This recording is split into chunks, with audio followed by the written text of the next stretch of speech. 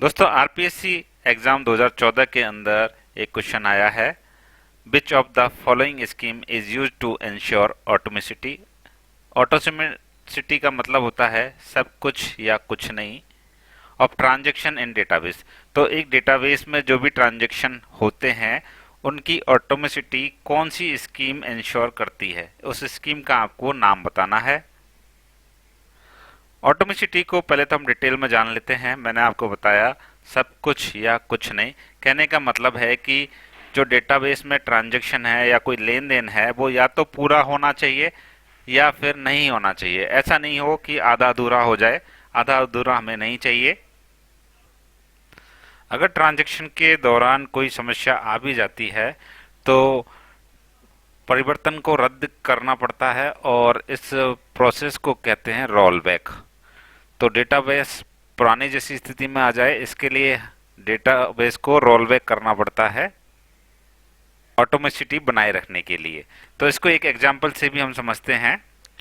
हम बैंक में जाते हैं और एक अकाउंट से दूसरे अकाउंट में पैसे ट्रांसफर करते हैं और अगर बीच में कोई समस्या आ जाए तो कभी भी ऐसा नहीं होगा कि आपके आधे पैसे ट्रांसफर हो जाएं, आधे नहीं होगा। या तो होंगे तो पूरे पैसे ट्रांसफर होंगे और अगर नहीं होंगे तो बिल्कुल भी आपके पैसे ट्रांसफर नहीं होंगे। तो इसी को हम कहते हैं ऑटोमेसिटी, या तो सब कुछ या कुछ नहीं।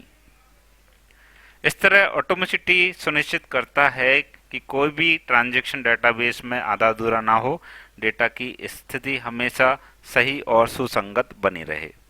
तो हमने देखा कि सिस्टम क्रैश जैसी समस्याएं होती हैं तो ट्रांजैक्शन को वापस रोल बैक होना होता है।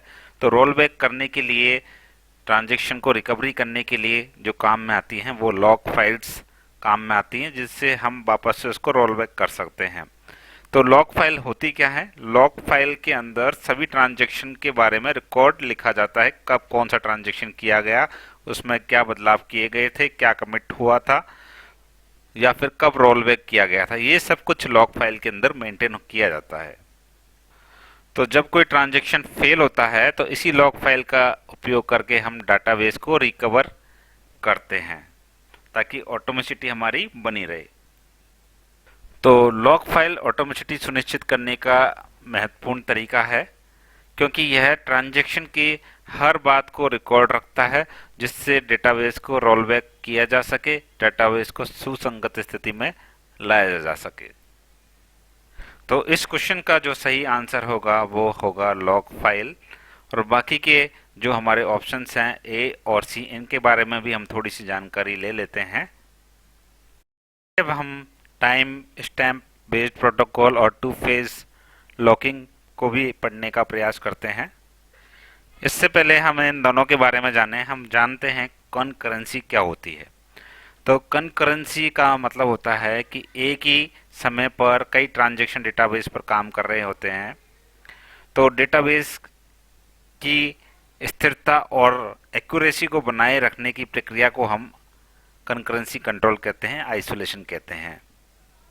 या फिर दूसरे शब्दों में मैं कहूं कि डेटाबेस के अंदर सभी ट्रांजैक्शंस को एक नंबरिंग मिलती है, एक प्रायोरिटी मिलती है, उसी आधार पर वो एग्जीक्यूट होते हैं। ऐसा कभी नहीं होता कि दो ट्रांजैक्शन एक ही साथ रन हो जाएं, एक के बाद एक रन होता है। हालांकि उनकी स्पीड इतनी ज़्यादा होती है कि हमें ऐसा लग सकता है कि दो दोनों एक साथ एग्जीक्यूट हुए हैं, लेकिन एक के बाद एक ही डेटाबेस में एग्जीक्यूशन होता है। चलिए इस बात को हम एक एग्जाम्पल के माध्यम से भी समझते हैं कि मान लीजिए एक कस्टमर है और उसके अकाउंट में 10,000 का बैलेंस है और अब उसके पास दो ट्रांजैक्शन है जो रन हो रहे हैं एक साथ। पहली ट्रांजैक्शन में तो वो एटीएम से 5,000 रुपये निकाल रहा है और दूसरी ट्रांजैक्शन में वो यूपीआई के जरिए 7,000 रुपये ट्रांसफर कर रहे हैं ऑनलाइन। अब अगर ये कंकरेंसी कंट्रोल लागू नहीं हो तो क्या हो सकता है कि पहले एटीएम से उसने 5,000 रुपये निकाल रहा है तो उसको पता चला कि अभी बैलेंस 10,000 है, 5,000 रुपये निकाल लेता हूँ, और उसी टाइम उसने वो 7,000 रुपये भी ट्रांसफर किए तो भी जब उसने बैलेंस चेक किया था तो उसको 10,000 ही दिख रहा है और 7,000 उसने और ट्रांसफर कर दिए तो टोटल माइनस 12,000 हो गए, 12,000 हो गए, जबकि यहाँ 2,000 रुपये ज़्यादा हो गए हैं। तो ये करेंसी कंट्रोल अगर नहीं हो तो बहुत बड़ी दिक्कत हो सकती है। इसके लिए ही करेंसी कंट्रोल आइसोलेशन डेटाबेस की एक मेन एसिड प्रॉपर्टी के अंदर शामिल किया गया है, जिससे हमें पता चलता है कि जो ट्रांजैक्शन है वो एक के बाद एक ही एग्जीक्यूट होना चाहिए। दो ट्रांजैक्शन एक साथ एग्जीक्यूट होंगे तो बड़ी समस्या हो सकती है। तो इस चीज को कंट्रोल करने के लिए कई हमारी टेक्निक हो सकती हैं। तो ऐसी ही एक टेक्निक जिसका नाम है time stamp based protocol, bracket में यहाँ लिख दिया ऑर्डर ट्रांजैक्शन। इसमें ट्रांजैक्शंस को ऑर्डरिंग कर दी जाती है, इसलिए इसको हम ऑर्डर ट्रांजैक्शन भी बोल सकते हैं, जिसको टाइम स्टैम्प बेस्ड प्रोटोकॉल ये होता है। इसमें बेसिकली किया क्या जाता है, हर ट्रांजैक्शन को एक टाइम स्टैम्प दे दिया जाता है, एक यूनिक टाइम स्टैम्प दे देते हैं, भाई आपको इस टाइम पे एग्जीक्यूट होना है। तो इससे वो सभी के सभी एक सही क्रम में एग्जीक्यूट होंगे और डेटाबेस के अंदर कंसिस्टेंसी आइसोलेशन बना रहेगा। इसमें ट्रांजैक्शन को तो टाइम स्टैम्प दिया जाता है, मैंने आपको अभी बताया। उसके साथ साथ डेटा जो आइटम है उनको भी टाइम स्टैम्प दिया जाता है, और हर डेटा आइटम को दो टाइम स्टैम्प दिए जाते हैं। एक तो टाइम स्टैम्प ये बताता है कि ये डेटा आखिरी बार कब पढ़ा गया था, और दूसरा ये बताता है कि ये ट्रांजैक्शन या ये डेटा आइटम कब आखिरी बार लिखा गया था। तो इस तरह से एक टाइम स्टैम्प तो हमारे ट्रांजैक्शन के लिए हो गया और दो टाइम स्टैम्प हमारे डेटा आइटम के लिए हो गए। यहाँ दो एग्जाम्पल भी दिए गए हैं, आप समझ सकते हैं। आप देखेंगे यहाँ नीचे एक डेटा आइटम का राइट टाइम स्टैम्प है 8, जिसका मतलब है कि आखिरी बार इसको 8 टाइम स्टैम्प पर लिखा गया था। अब एक ट्रांजैक्शन आता है T1 जिसका टाइम स्टैम्प है 5, तो वो एक्स को रीड करने का प्रयास करता है।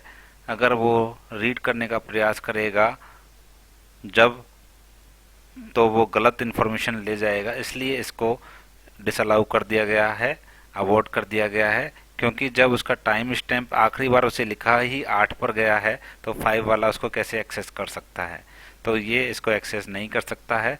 अब आप देखेंगे एक ट्रांजैक्शन आता है जिसका टाइम स्टैम्प 10 है और 8 पर इस डेटा आइटम को लिखा जा चुका है, तो अब इसको ये एक्सेस कर सकता है, सही इन्फॉर्मेशन ये प्रोवाइड कराएगा, तो इसको हम अलाउ कर देंगे। तो इस तरह से टाइम स्टैम्प बेस्ड प्रोटोकॉल के अंदर ट्रांजैक्शन को और डेटा आइटम्स को हम टाइम स्टैम्प्स प्रोवाइड कराते हैं, जिससे ऑर्डर ट्रांजैक्शन होते हैं और कॉन्करेंसी कंट्रोल होती है और कंसिस्टेंसी बनी रहती है डेटाबेस की। अब बात करते हैं लॉक्स और लॉकिंग मैकेनिज्म क्या है। तो लॉकिंग मैकेनिज्म का मतलब होता है कि जब कोई ट्रांजैक्शन किसी डेटा आइटम पर काम कर रहा होता है, तो दूसरे ट्रांजैक्शन को उस डेटा आइटम पर काम करने से रोका जा सके, इसे हम लॉकिंग मैकेनिज्म कहते हैं। लॉक्स मेनली दो प्रकार के होते हैं, एक शेयर्ड लॉक जिसको हम रीड लॉक भी बोलते हैं। जैसा कि नाम से ही पता चल रहा है, रीड लॉक यानी कि ये डेटाबेस को केवल रीड कर सकता है, डेटा को रीड कर सकता है, मॉडिफाई नहीं कर सकता। तो यदि एक ट्रांजैक्शन को कोई शेयर्ड लॉक प्राप्त होता है, तो अन्य ट्रांजैक्शन को भी हम शेयर्ड लॉक दे सकते हैं, क्योंकि रीड ऑपरेशन हम अलाउ कर देते हैं एक से ज़्यादा को भी, एक साथ कई रीड ऑपरेशन परफॉर्म हो सकते हैं। दूसरा है एक्सक्लूसिव लॉक या राइट लॉक। यह तब दिया जाता है जब हमको ट्रांजैक्शन डेटा को इंसर्ट, अपडेट या डिलीट करना होता है, तब हम इस तरह का लॉक प्रोवाइड कराते हैं। यदि एक ट्रांजैक्शन एक्सक्लूसिव लॉक प्राप्त करता है, तो दूसरा ट्रांजैक्शन उस पर केवल शेयर्ड लॉक या एक्सक्लूसिव लॉक नहीं ले सकता। यह सुनिश्चित करता है कि डेटा में कोई और ट्रांजैक्शन उस डेटा को बदलाव नहीं कर सके। तो लॉक्स दो तरह के हैं, एक शेयर्ड लॉक, दूसरा एक्सक्लूसिव लॉक। अगर शेयर्ड लॉक ही दिए जा रहे हैं तो हम कई ट्रांजैक्शंस को शेयर्ड लॉक दे सकते हैं, लेकिन अगर राइट लॉक किसी को दे दिया जाए तो फिर हम उसको शेयर्ड लॉक नहीं दे सकते,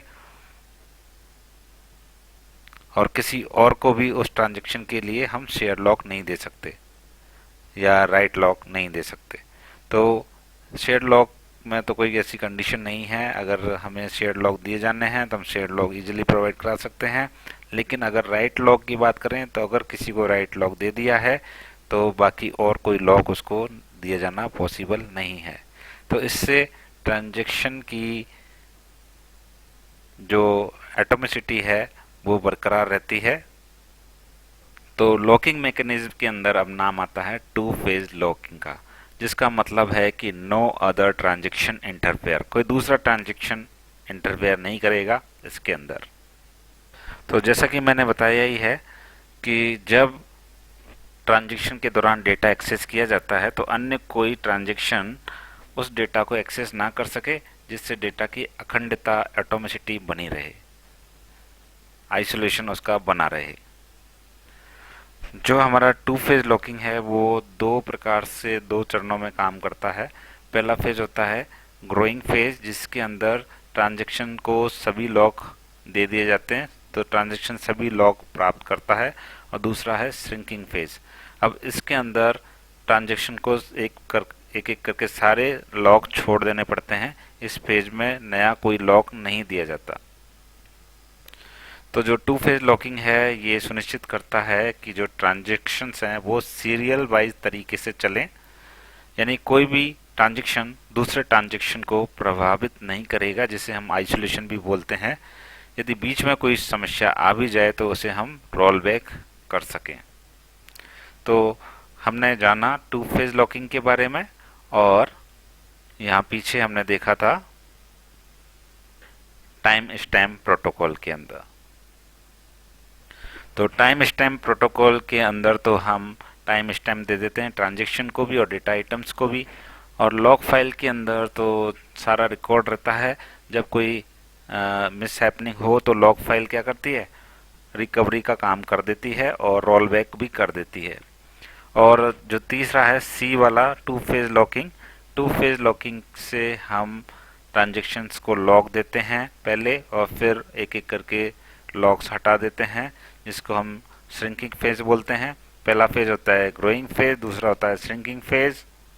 और इससे जो डेटाबेस के अंदर ट्रांजैक्शन है वो सीरियल बाय सीरियल चलते हैं। तो बात अगर ऑटोमेसिटी की करी गई है तो इसका आंसर लॉग फाइल ही होगा। अगर बात ये ऑटोमेसिटी की जगह आइसोलेशन की बात करता, करेंसी कंट्रोल की बात करता, तो हमारा आंसर होता टाइम स्टैम्प और टू फेज लॉकिंग।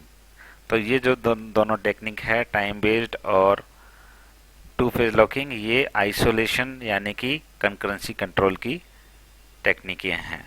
तो आई होप आपको ये क्वेश्चन समझ में आया होगा। Thank you for watching this video.